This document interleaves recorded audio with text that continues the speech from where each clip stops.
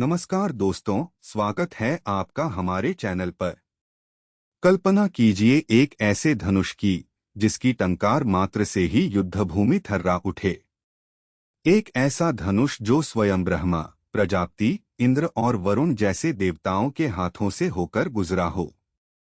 आज हम बात करेंगे महाभारत के उस अद्वितीय योद्धा अर्जुन के गांडीव धनुष और उसके दिव्य अस्त्रों की, जिसने कुरुक्षेत्र के युद्ध का रुख बदल दिया। गांडीव, जिसे देवताओं का धनुष कहा जाता है, उसकी उत्पत्ति स्वयं ब्रह्मा से हुई थी। ब्रह्मा से प्रजापति, प्रजापति से इंद्र, इंद्र से सोम और सोम से वरुण देव तक यह धनुष पहुंचा। जब अग्निदेव खांडव वन को भस्म करना चाहते थे, तब उन्होंने कृष्ण और अर्जुन से सहायता मांगी। इसी समय वरुण देव ने अग्निदेव के कहने पर अर्जुन को उनका प्रिय गांडीव धनुष प्रदान किया।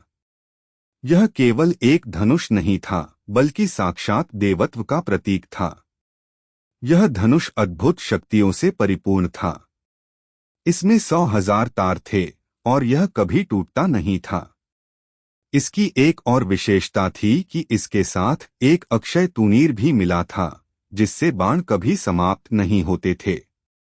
जब अर्जुन गांडीव की प्रत्यंचा खींचते थे, तो उसकी टंकार इतनी भयंकर होती थी कि शत्रुओं के हृदय कांप उठते थे।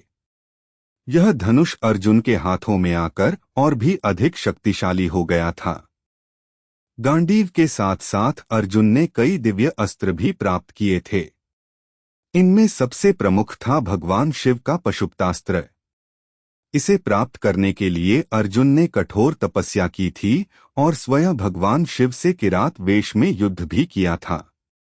शिव जी ने प्रसन्न होकर उन्हें यह अस्त्र प्रदान किया, जिसकी शक्ति अद्वितीय थी।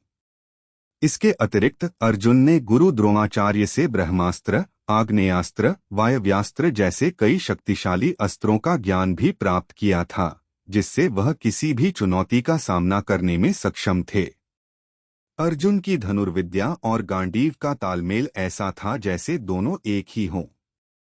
वह इतने कुशल थे कि पलक झपकते ही सैकड़ों बाण चला सकते थे।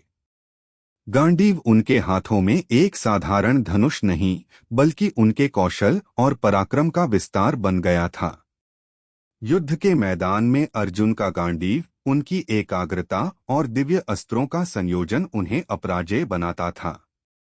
कुरुक्षेत्र के भीषण युद्ध में गांडीव ने अपना अदम्य पराक्रम दिखाया।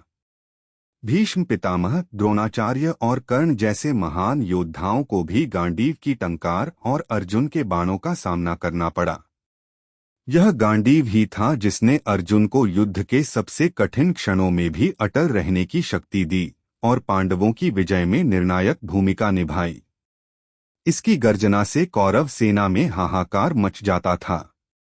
युद्ध समाप्त होने के बाद जब भगवान कृष्ण ने अपनी देह त्यागी, तब अर्जुन ने द्वारका की महिलाओं को डाकुओं से बचाने का प्रयास किया।